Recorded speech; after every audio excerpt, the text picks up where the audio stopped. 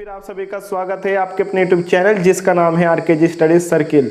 प्यारे स्टूडेंट्स, जैसा कि आप सभी को पता है कि इस चैनल पर कक्षा 10 के मैथ को सोल्व कराया जा रहा है और इससे पिछली वीडियो में हमने एक्सरसाइज 3.5 के क्वेश्चन नंबर 1, 2 और 3 को सोल्व किया था। बाकी के क्वेश्चन वहाँ पर रह गए थे, तो क्वेश्चन नंबर 4 यानी बाकी के क्वेश्चन हम आज की इस वीडियो में कंप्लीट करेंगे। तो चलिए शुरू करते हैं, और अगर वीडियो पसंद आए तो वीडियो को लाइक कीजिए, चैनल को सब्सक्राइब कीजिए। तो चलिए शुरू करते हैं। सब्सक्राइब कीजिए हमारे चैनल को, प्रेस कीजिए बेल आइकन को, ताकि हमारी आने वाली हर वीडियो सबसे पहले आप तक पहुंचे।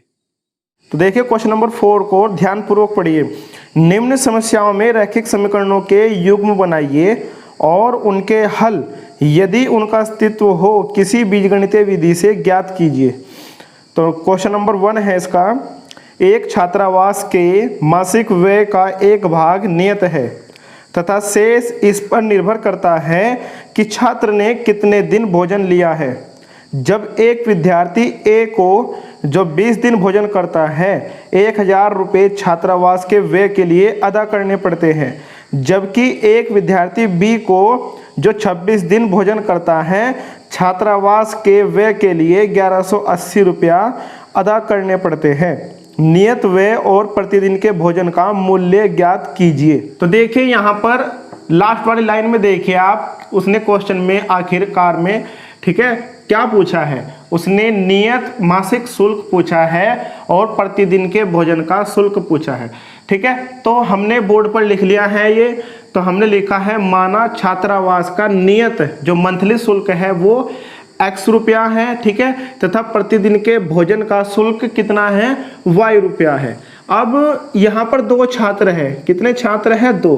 तो छात्र A और B है, ठीक है ना। तो छात्र A के लिए भाई देखिए उसने 20 दिन भोजन किया, कितने दिन भोजन किया, 20 दिन। तो देखिए x तो आपने नियत शुल्क माना है तो वो तो ऐड होगा ही होगा, यानी कि वो जो है इसमें जुड़ जाएगा। प्लस कितने दिन, 20, और प्रत्येक दिन का कितना है शुल्क भोजन का, y। तो कितने दिए उसने, ठीक है, 1000 रुपये दिए, या फिर x + 20 y बराबर 1000। ठीक है, यहाँ से आपके समीकरण फर्स्ट। अब छात्र B के लिए, ठीक है ना, छात्र B के लिए, तो छात्र B के लिए देखिए आप भाई, उसने देखिए x रुपये तो जुड़ेगा ही जुड़ेगा, ठीक है, क्योंकि ये नियत शुल्क है। फिर उसने कितने दिन भोजन किया, 26 दिन भोजन किया, और प्रत्येक दिन का जो भोजन का शुल्क है वो y रुपया है। तो उसने 26 दिन के भोजन के लिए कितने रुपये दिए, 1180। ठीक है ना। तो चलिए इसको हम ऐसे लिख देते हैं और बराबर 1180। यहाँ से आपके पास ये समीकरण सेकंड हुई। ठीक है, मेन काम हमारा समीकरण ने बनाना होता है, आगे का काम बहुत आसान होता है। तो समीकरण फर्स्ट और समीकरण सेकंड। क्वेश्चन में उसने ठीक है ये कहा है कि किसी भी बीजगणितीय विधि से हल कीजिए। तो यहाँ पर कोई विशेष तौर से निकाय है कि प्रतिस्थापन विधि से हल कीजिए, या आप आरेखीय विधि से हल कीजिए, ठीक है, या फिर आप जो है इनको व्रजगुणन विधि से हल कीजिए। तो हमें सबसे उपयुक्त, और वैसे भी ठीक है जो उपयुक्त होती है इन विधियों में विलोपन विधि सबसे उपयुक्त होती है, सबसे आसान होती है। तो इन दोनों समीकरणों को हम जो है विलोपन विधि से ही हल कर लेते हैं। तो देखिए कैसे करेंगे, लिखते हैं समीकरण, ठीक है ना, समीकरण फर्स्ट व सेकंड से। तो समीकरण फर्स्ट क्या आपके पास, x + 20y बराबर 1000, ठीक है ना, और दूसरी क्या है x + 26y बराबर 1180। विलोपन विधि तो आप जो है सीख ही चुके हो, अगर नहीं आई है तो पिछली वीडियोस को देख लीजिए आप। तो क्या करेंगे, x को जो है यहाँ से रेड्यूस करेंगे, तो लिखते हैं घटाने पर, ठीक है ना, घटाने पर, ठीक है, लिखते हैं घटाने पर। तो x में से x घटा दीजिए, 20y में से 26y गया तो कितना, -6y, और 1000 में से 1180 गया तो कितना, -180। ठीक है, समझ रहे हैं ना आप। तो यहाँ से y का मान निकाल दीजिए, -180 बटे माइनस कितना है, 6 है, ठीक है ना, -180 बटे -6।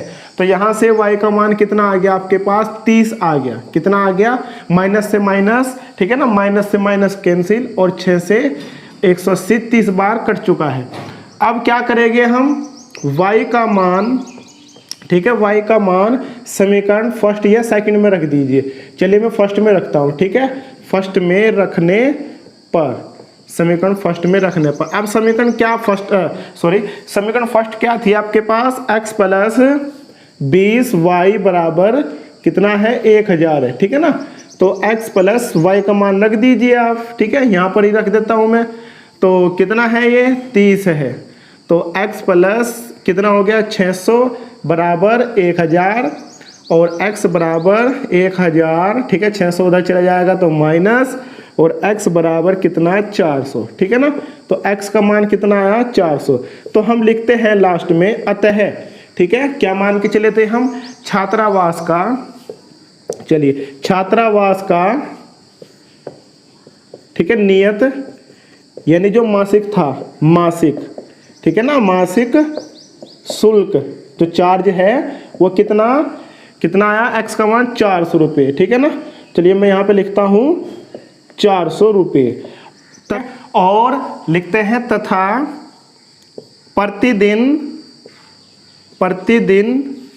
के भोजन का, ठीक है, के भोजन का शुल्क कितना y माना था और y का मान कितना आया 30, ठीक है। तो ये 30 रुपया। तो ये आपका आंसर आ गया, ठीक है ना। उम्मीद है कि ये क्वेश्चन आपके अच्छी तरह से समझ में आया होगा।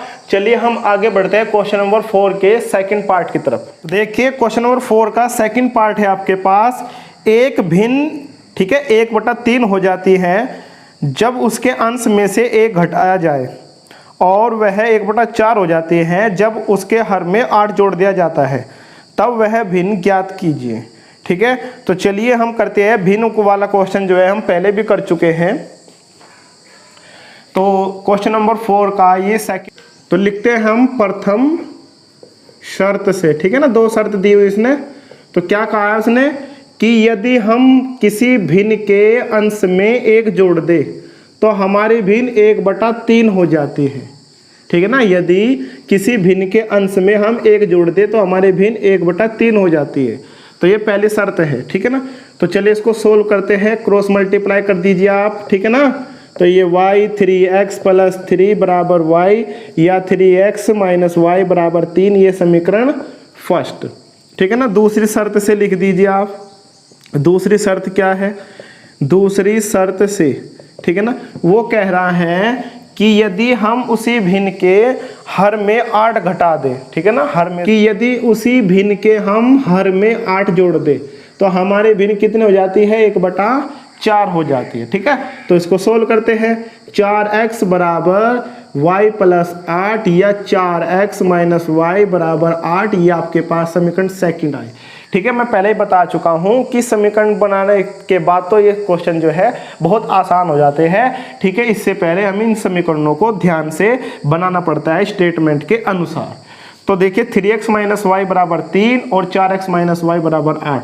तो लिखते हैं यहाँ पर, ठीक है, समीकरण फर्स्ट व सेकंड से, समीकरण फर्स्ट व सेकंड से। समीकरण फर्स्ट क्या आपके पास 3x माइनस वाई बराबर, ये है ना 3x प्लस 3 है, सॉरी, ठीक है ना, नहीं 3x माइनस वाई बराबर 3, ये समीकरण फर्स्ट है, और 4x माइनस वाई बराबर 8। तो विलोपन विधि से हल करेंगे, y और y के जो चिन्ह है वो समान है, तो लिखते हैं हम घटाने पर, ठीक है ना, घटाने पर। तो देखिए 3x में से 4x गए, कितने बच गया, माइनस x बच गया, ठीक है ना, और माइनस y में से माइनस y कैंसिल, तो 3 में से 8 गए -5, या x का मान कितना आ गया आपके पास 5 आ गया। अब x का मान, ठीक है ना, x का मान समीकरण बताइए कौन सी में रख दूं, समीकरण फर्स्ट या सेकंड में। चलिए मैं फर्स्ट में रख लेता हूं। तो x का मान समीकरण फर्स्ट में रखने पर, ठीक है ना, समीकरण फर्स्ट में रखने पर, समीकरण फर्स्ट आपके पास है 3x माइनस वाई बराबर 3x माइनस वाई बराबर 3। तो x के स्थान पर कितना रखना है मुझे 5, ठीक है ना। तो इसको सोल्व कर लेते हैं और y का मान आपको प्राप्त हो जाएगा। तो देखिए 3 पंजे 15 माइनस वाई बराबर 3, यही तो है ना, 3 पंजे 15 माइनस वाई बराबर 3, या फिर माइनस वाई बराबर 3 माइनस 15, या माइनस वाई बराबर माइनस 12 और वाई का मान 12 आ चुका है। ठीक है, तो आपके पास जो भिन्न थी वो x बटे वाई थी, तो भिन्न आपके पास अब है x का मान कितना है 5 है। ठीक है, और y का मान कितना है 12, तो ये आपकी भिन्न आ चुकी है। ठीक है, तो चलिए बढ़ते हैं क्वेश्चन नंबर 4 के थर्ड पार्ट की तरफ। ये क्वेश्चन नंबर 4 का आपके पास थर्ड पार्ट है, ध्यान से पढ़िए। यश ने एक परीक्षा में 40 अंक अर्जित किए, जब उसे प्रत्येक, ठीक है ना, जब उसे प्रत्येक सही उत्तर पर 3 अंक मिले तथा गलत उत्तर पर 1 अंक की कटौती की गई। यदि उसे सही उत्तर पर 4 अंक मिलते तथा गलत उत्तर पर 2 अंक कटते तो यश 50 अंक अर्जित करता। परीक्षा में कुल कितने प्रश्न थे? ठीक है ना, तो यहाँ पर कुछ प्रश्न गलत थे, कुछ प्रश्न सही थे।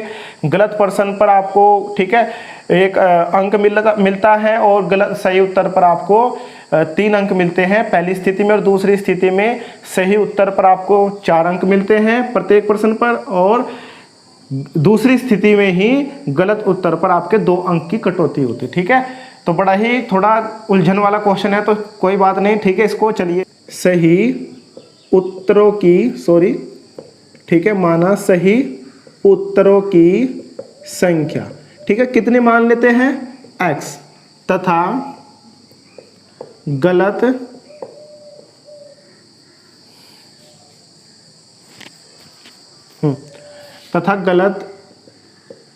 उत्तर की,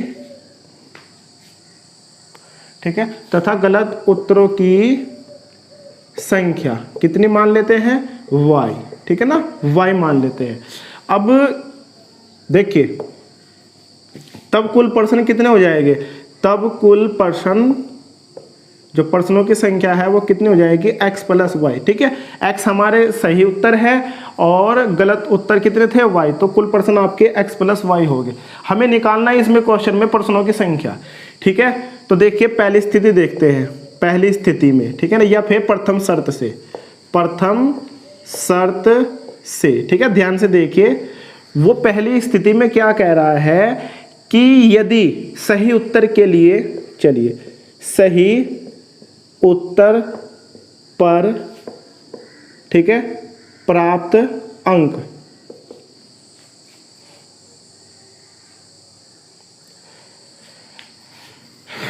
तो देखिए प्रथम शर्त से लिखते हैं सही उत्तरों, ठीक है, सही उत्तरों पर प्राप्त अंक। भाई देखिए सही उत्तर आपके कितने थे x, और सही उत्तर पर कितनी बार कितने अंक मिल रहे हैं पहली स्थिति में 3, ठीक है ना, तो कितना हो जाएगा ये 3x, और गलत उत्तरों, ठीक है, ये पहली स्थिति चल रही है, पर प्राप्त अंक, गलत, ठीक है, गलत उत्तरों पर प्राप्त अंक। तो y तो आपके जो गलत, ठीक है, गलत उत्तर थे तो कितने नंबर की कटौती होती है 1, तो कितना हो गया ये y। ठीक है, तब देखिए पहली स्थिति में सही उत्तर पर उसे 3 अंक मिलता है प्रत्येक प्रश्न पर, और प्रत्येक जो उत्तर गलत है उस पर आपको, ठीक है, उसे y अंक मिलता है, ठीक है, उसे 1 अंक मिलता है। तो यहाँ पर लिखते हैं तब 3x माइनस वाई बराबर कितने अंक मिलते हैं उसको 40। ठीक है ना, यहाँ पर समीकरण फर्स्ट। अब आप कहेंगे जी ये माइनस का मतलब क्या है, ठीक है, माइनस चिन्ह दर्शाता है, ठीक है, यहाँ पर लिखते हैं ऋणात्मक, नेगेटिव है ना, ऋणात्मक चिन्ह, ये लिख देता हूँ मैं माइनस, ठीक है, चिन्ह, ऋणात्मक चिन्ह अंक कटौती के लिए है, ठीक है, अंक कटौती के लिए है, ठीक है ना, यहाँ पर लिख देते हैं आपकी जानकारी के लिए। तो ये आपके पास समीकरण फर्स्ट है। चलिए दूसरी समीकरण देख लेते हैं, यानी दूसरी शर्त से। तो दूसरी शर्त क्या है आपकी, वो कह रहा है, क्वेश्चन को ध्यान से देखिए, कि यदि सही उत्तरों पर, ठीक है, प्रत्येक सही उत्तर पर उसको 4 अंक मिलते, और गलत उत्तर पर उसको 2 अंक की कटौती होती है। ठीक है, तो लिखते हैं हम सही उत्तरों पर प्राप्त अंक, ठीक है ना, कितने 4x हो जाते हैं। ठीक है ना, कितने हो जाते हैं 4x, क्योंकि वो सही उत्तर पर, ठीक है, प्रत्येक उत्तर पर कितने अंक कह रहा था, कह रहा है 4 अंक। ठीक है, इसी तरह से गलत उत्तरों पर प्राप्त अंक, गलत उत्तरों पर प्राप्त अंक कितने, देखिए 2 अंक की कटौती होती है। ठीक है, और गलत उत्तर कितने हैं, y है, तब 4x माइनस 2y बराबर कितने मिलते हैं उसको, 50 अंक मिलते हैं। कितने अंक मिलते हैं, और माइनस चिन्ह मैंने बता दिया है, ये आपका अंक कटौती के लिए है। ठीक है ना, तो अब आपके पास समीकरण फर्स्ट और समीकरण सेकंड है। दोनों समीकरणों को हम सरल करेंगे, यानी हल करेंगे, यहाँ से x और y के मान निकाल देंगे और प्रश्नों की संख्या हमें ज्ञात हो जाएगी, x और y के मान हम रख के जोड़ देंगे। ठीक है ना, समझ रहे हैं आप, तो ठीक है ना। चलिए यहाँ पर तो 2 कॉमन ले लीजिए, 2x माइनस वाई बराबर 50 या 2x माइनस वाई बराबर 25। 2 से 50 आपका कैंसिल हो चुका है। ठीक है, ये आपके पास समीकरण सेकंड आई है। तो दोनों समीकरणों को अब हम सोल्व करते हैं। ठीक है ना, समीकरण फर्स्ट व सेकंड से। तो समीकरण फर्स्ट क्या थी आपके पास, 3x माइनस वाई बराबर 40, 3x माइनस वाई बराबर 40, और सेकंड क्या है, second equation 2x minus Y बराबर 25। ठीक है ना, तो घटाने पर, क्योंकि सेम चिन्ह है तो घट गए, माइनस वाई में से माइनस वाई, 3 में से 2 गया तो आपके पास x, 40 में से 25 गया तो कितना, 15। अब ये x का मान हम जो है समीकरण फर्स्ट में रख देते हैं। ठीक है ना, तो चलिए मैं इसको साफ कर रहा हूँ।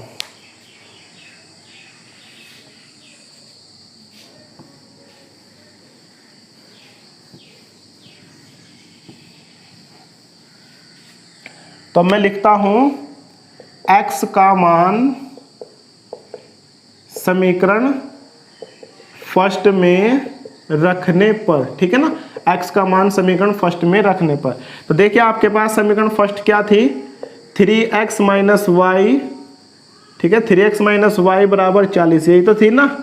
तो इसमें x के स्थान पर कितना रखना है बताइए, 15, कितना, ठीक है, ये भाई 3x माइनस वाई बराबर 40 थी, ये समीकरण फर्स्ट थी ना, तो x के स्थान पर कितना रख दिया, 15। तो इसको सोल्व करते हैं। ठीक है, 45 माइनस वाई बराबर 40 या माइनस वाई बराबर 40 माइनस 45 या माइनस वाई बराबर -5, और y का मान कितना आ गया, 5। अतः कुल प्रश्नों की संख्या क्या मानी थी हमने स्टार्टिंग में, x प्लस वाई, यही तो थी ना, x plus y, x plus y, और x का मान कितना आया था आपके पास 15 और y का मान कितना आया 5। तो कुल प्रश्नों की संख्या आपके पास 20 है। ठीक है ना, तो उम्मीद है कि क्वेश्चन आपके अच्छी तरह से समझ में आया होगा। चलिए हम क्वेश्चन नंबर 4 के फोर्थ पार्ट की तरफ बढ़ते हैं। तो देखिए क्वेश्चन नंबर 4 का फोर्थ पार्ट देखिए, ठीक है, बहुत ही अच्छा क्वेश्चन है। एक राजमार्ग पर 2 स्थान A और B 100 किलोमीटर की दूरी पर है। एक कार A से तथा दूसरी कार B से एक ही समय चलना प्रारंभ करती हैं। यदि ये कारें भिन्न भिन्न चालों से एक ही दिशा में चलती हैं तो वे 5 घंटे पश्चात मिलती हैं। यदि वे एक दूसरे की ओर चलते हैं तो 1 घंटे के बाद मिलते हैं। दोनों कारों की चाल ज्ञात कीजिए। ठीक है ना, तो चलिए बोर्ड पर देखिए आप, ये क्वेश्चन नंबर 4 का फोर्थ पार्ट है। ठीक है ना, तो हम लिखते हैं आपके पास 2 कार हैं, तो माना कार, ठीक है ना, माना कार फर्स्ट की चाल, माना कार फर्स्ट की चाल कितनी है, x किलोमीटर पर आवर, यानी कि किलोमीटर प्रति घंटा। ठीक है, तथा दूसरी, ठीक है ना, कार ऐसे लिख देते हैं, कार सेकंड की चाल, ठीक है, कार सेकंड की चाल कितनी है, इसको मान लेते हैं y किलोमीटर पर आवर। ठीक है ना, किलोमीटर प्रति घंटा। अब देखिए मैं चित्र बना देता हूँ, ठीक है, चित्र से अच्छी तरह समझ में आ जाएगा। भाई ये ए है और ये बी है, ठीक है ना, दोनों के बीच की दूरी कितनी है 100 किलोमीटर, ठीक है ना, क्वेश्चन के अनुसार। तो 100 किलोमीटर चलिए लिख देते हैं। तो एक कार, ठीक है, आपकी एक कार यहाँ पर, ठीक है ना, यहाँ से चलना प्रारंभ करती है। दूसरी कार आपकी यहाँ पर है, ठीक है, यहाँ से चलना प्रारंभ करती है और ये बिंदु सी है जो कि 5 घंटे बाद ये, ठीक है ना, दोनों कार 5 घंटे बाद यहाँ पर मिलती है। तो देखिए आपके पास पहली स्थिति में, ठीक है ना,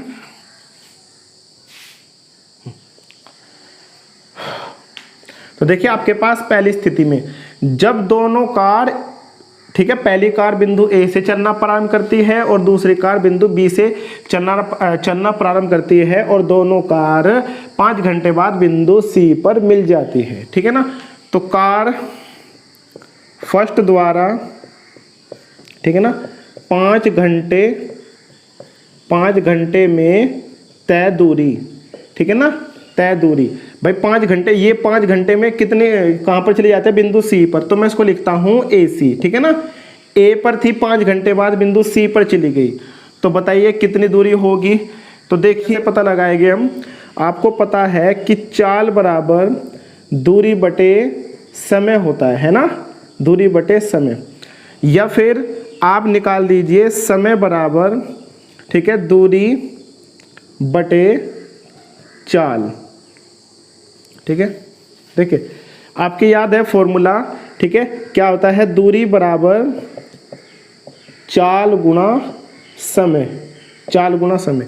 तो ए सी, ठीक है, ये दूरी है आपकी, ए सी आपकी दूरी है, तो चाल कितनी है, इस कार की चाल कितनी है, कार फर्स्ट की चाल x और समय कितना है 5, तो यहाँ पर मैं कह सकता हूँ 5x, ठीक है ना। तो लिख देते हैं हम 5x, ठीक है ना, किलोमीटर, 5x किलोमीटर। इसी तरह से कार सेकंड द्वारा, ठीक है, 5 घंटे में तय दूरी, 5 घंटे में तय दूरी। भाई कार बी यहाँ पर थी, सॉरी, कार सेकंड यहाँ पर बिंदु बी पर है और 5 घंटे बाद वो बिंदु सी पर चली जाती है, ठीक है ना। तो इसको लिखेंगे हम बी सी। तो बताइए 5 घंटे बाद, ठीक है ना, तो यहाँ पर इसी तरह से 5y आ जाएगा। कैसे आएगा, लिख दीजिए, चूंकि ठीक है, चूंकि दूरी बराबर, ठीक है, चाल गुणा समय, ठीक है ना, चाल गुणा समय। तो कार फर्स्ट की जो दूरी है AC है, चाल 5, ठीक है ना, सॉरी, देखिए x चाल है आपकी और 5 आपका समय है, यानी कि 5 घंटे आपके समय है। इसी तरह से 5 घंटे में तय की गई दूरी जिसको हमने BC माना है, ठीक है, तो कितनी है ये 5y हो जाएगा, यानी कि 5 घंटे समय है और y आपकी दूसरी कार की क्या है, चाल है, ठीक है ना। तो देखिए हम लिखते हैं, ठीक है, अब यहां से एक बात ध्यान रखिए, ठीक है ना, AC, देखिए AC माइनस AB, ठीक है, AC माइनस, सॉरी, अब ध्यान से देखिए, ठीक है ना, AC में से अगर हम BC घटा दें, ठीक है, AC में से अगर हम BC घटा दें तो आपके पास क्या आ जाएगा, AB आ जाएगा। एक बार फिर देख लीजिए, AC में से अगर हम BC घटा दें तो हमारा AB प्राप्त हो जाएगा। अब आपके पास AC का मान है, BC का भी मान है और AB का भी मान है, ठीक है ना। कैसे भाई, AB का मान 100 है, ठीक है ना, तो चलिए 5, देखिए मैं इसको किलोमीटर लिख देता हूँ। तो AC कितना है 5x माइनस 5y बराबर AB कितना है आपका 100। तो चलिए इसको हम जो है सोल्व कर लेते हैं, बराबर 100 या x माइनस वाई बराबर कितना आ गया आपका 20 आ गया है, ठीक है ना। समझ रहे हैं ना आप अच्छी तरीके से। चलिए अब दूसरी स्थिति देखते हैं।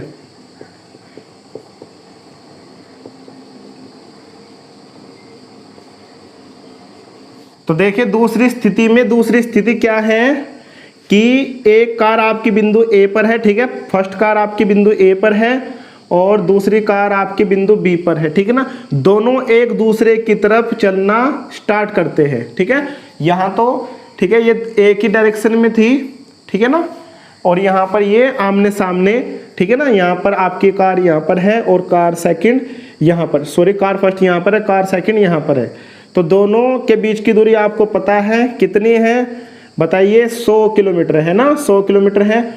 मान लो बिंदु सी पर मिलती है, तो हम लिखते हैं इसी तरह से कार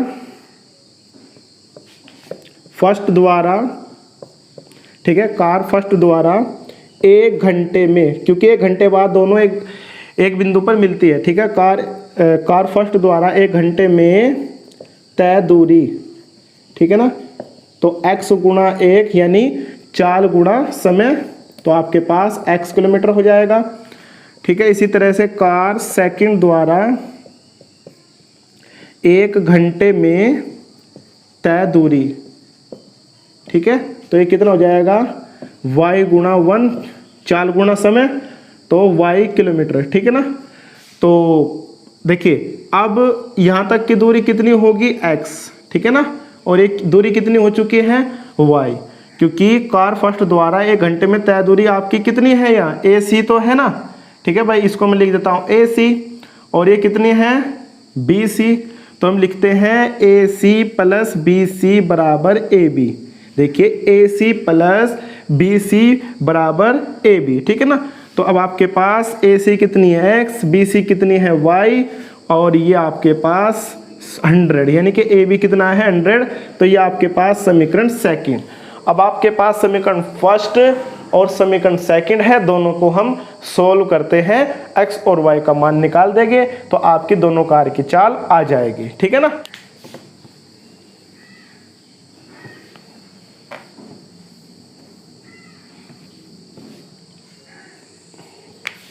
तो देखिए लिखते हैं हम अब समीकरण फर्स्ट व सेकंड से, ठीक है ना।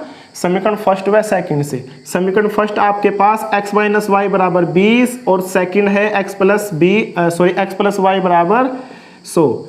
तो जोड़ने पर, ठीक है ना, जोड़ने पर यहाँ पर तो x भी और y भी बराबर है, तो या तो जोड़ लीजिए आप इनको या घटा लीजिए, ठीक है। जोड़ते हैं तो दोनों ये खत्म, तो ये 2x बराबर 120 या x का मान आपके पास आ जाएगा कितना 60, ठीक है ना। तो देख लीजिए x का मान आ चुका है आपके पास। अब x का मान समीकरण फर्स्ट में रख दीजिए, चलिए समीकरण फर्स्ट में रखने पर, ठीक है ना। तो समीकरण फर्स्ट आपके पास x माइनस वाई बराबर 20, या x के स्थान पर कितना रखना है 60 और माइनस वाई बराबर 20, ठीक है ना। चलिए मैं इसको, ठीक है ना, चलिए मैं उस हिस्से को साफ कर देता हूं।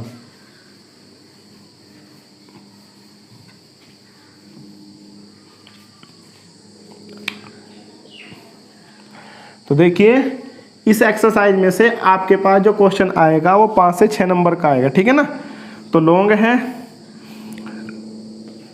माइनस वाई बराबर 20, तो 60 जब उधर जाएगा तो माइनस हो जाएगा, माइनस वाई बराबर माइनस 40 और y का मान कितना आ चुका है 40, ठीक है। अतः, ठीक है, अतः कार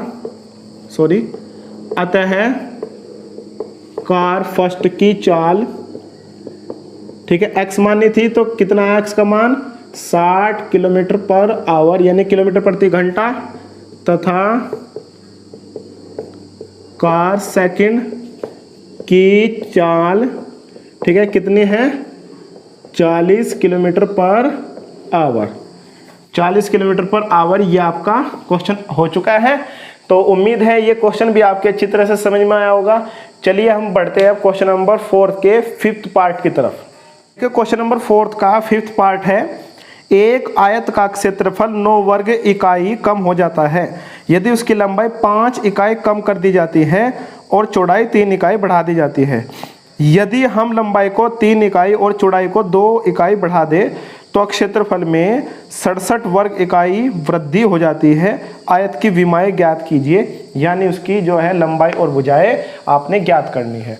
ठीक है, तो ये आपके पास एक आयत है, तो माना आयत की लंबाई x मीटर, ठीक है, या फिर x इकाई, ठीक है, यहाँ पर यूनिट नहीं दी हुई है, तथा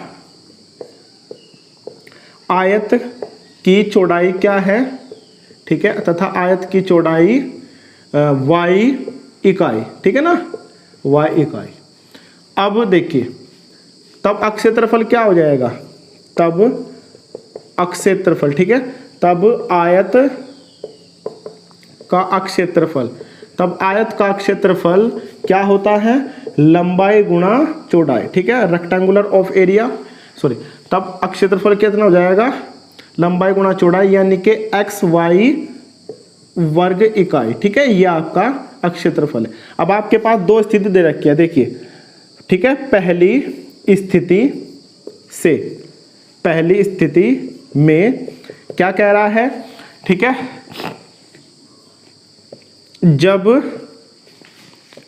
लंबाई में जो है वृद्धि कर दे, कमी करते हैं, ठीक है, जब लंबाई में,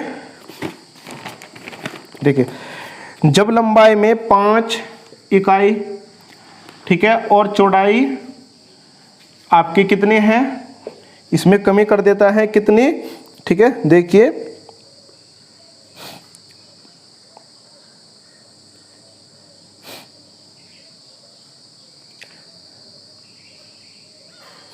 ठीक है, और चौड़ाई में 3 इकाई की वृद्धि कर दी जाती है, तब अक्षेत्रफल में कमी आ जाती है, ठीक है ना, तो कितनी, 9 वर्ग इकाई, 9 वर्ग इकाई। तो देखिए, समझिए एक बार फिर, ठीक है, जब लंबाई में 5 इकाई की कमी कर दी जाती है और चौड़ाई में 5 इकाई की वृद्धि कर दी जाती है, तो क्षेत्रफल में 9 वर्ग इकाई की कमी हो जाती है, ठीक है। तो चलिए इसको समीकरण का रूप देते हैं। तो देखिए, ये आपका पहला क्षेत्रफल है, ठीक है, दूसरा क्षेत्रफल निकालेंगे तो वो क्या होता है, लंबाई गुणा चौड़ाई, ठीक है, ये तो लंबाई और चौड़ाई तो है, ठीक है, लंबाई ये है और चौड़ाई ये है, ठीक है, इसको घटाएंगे क्योंकि कमी है, तो कितना, 9, सॉरी, ठीक है, इसको पहले क्षेत्रफल में से दूसरा क्षेत्रफल घटा देंगे, क्यों, क्योंकि कमी है, ठीक है ना। अब चलिए इसको सोल्व करते हैं, एक्स वाई, अब इसको सोल्व करते हैं, एक्स वाई, ठीक है, x Y plus 3x minus 5y, 5×3 और ये आपके पास 9 आ गया, ठीक है, एक्स वाई, और चलिए माइनस के अंदर गुणा कर दीजिए, ठीक है ना, -3x प्लस 5y और माइनस माइनस प्लस 15 बराबर 9, एक्स वाई से एक्स वाई कैंसिल, और आपके पास -3x प्लस 5y बराबर 9 में से 15 घटा दिए, ठीक है ना, 15 उधर माइनस का चले गया, 3x प्लस 5y बराबर आपके पास माइनस कितना बच गया, 6। तो चलिए मैं यहाँ से माइनस कॉमन ले लेता हूँ, तो 3x माइनस 5y और आपके पास -6, माइनस से minus cancel, 3x minus 5y बराबर 6। ये आपके पास पहली स्थिति से समीकरण फर्स्ट बन चुकी है, ठीक है ना।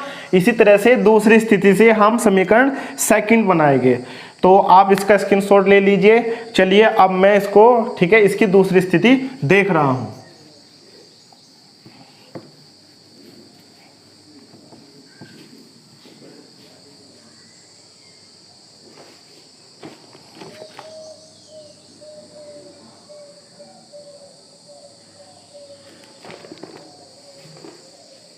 ठीक है, अब लिखते हैं दूसरी स्थिति से, दूसरी स्थिति में या फिर दूसरी स्थिति से, ठीक है, जब लंबाई, ठीक है, लंबाई में वृद्धि कर देते हैं 3, ठीक है, ये आपकी इकाई हो जाती है, और चौड़ाई में, ठीक है, कितने की वृद्धि कह रहा है वो 2 की, ठीक है ना, क्वेश्चन को देखते रहिए, ये आपके पास इकाई हो गया, ठीक है।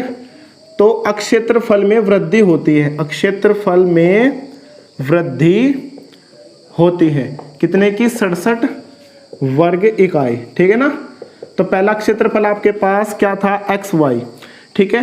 तो जो आपके पास फिलहाल लंबाई और चौड़ाई से जो क्षेत्रफल होगा उसमें से इसको हम घटा देंगे, ठीक है। तब देख लीजिए x + 3 यानी कि जो अप्राप्त क्षेत्रफल है गुणा y + 2, ठीक है ना। इसमें से पहले वाला क्षेत्रफल घटा देंगे तो वृद्धि आ जाएगी, ठीक है ना। तो ये 67 वर्ग इकाई की वृद्धि हुई है। तो चलिए इसको सोल्व कर लेते हैं।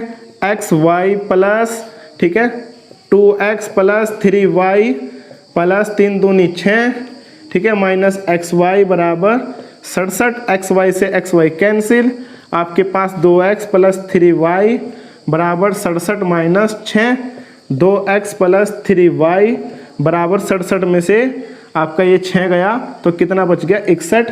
यहाँ से आपके पास समीकरण सेकंड आई। पहली स्थिति से समीकरण फर्स्ट आई थी, ठीक है। दूसरी स्थिति से आपके पास दूसरी समीकरण आई है। अब दोनों समीकरणों को विलोपन विधि से हल कर दीजिए, आपके पास लंबाई और चौड़ाई आ जाएगी, ठीक है। तो चलिए देखिए मैं दोनों समीकरणों को, ठीक है, कर लेता हूँ ऐसे, और अब दोनों समीकरणों को हम विलोपन विधि से हल करेंगे।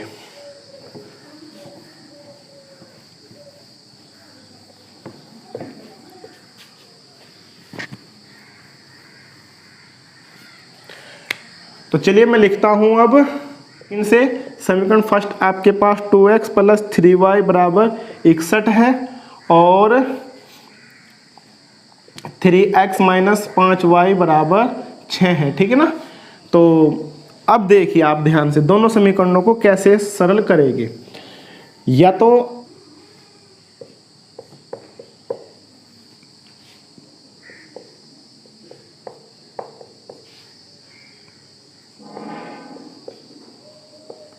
मैंने इसमें 5 की गुणा कर दी और इसमें 3 की।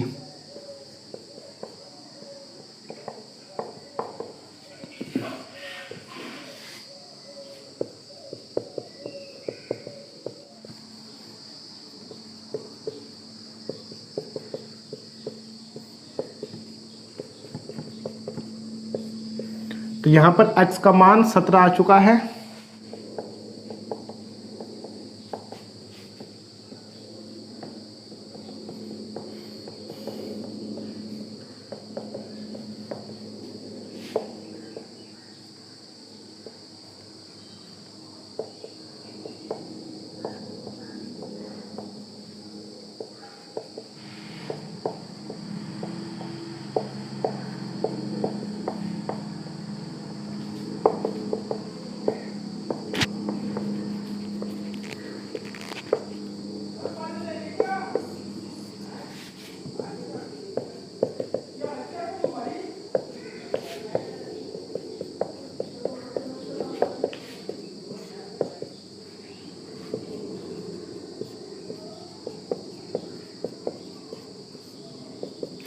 ठीक है, तो ये क्वेश्चन हमने सोल्व कर दिया है। तो यहाँ पर x का मान 17 आया है, y का मान 9 आया है।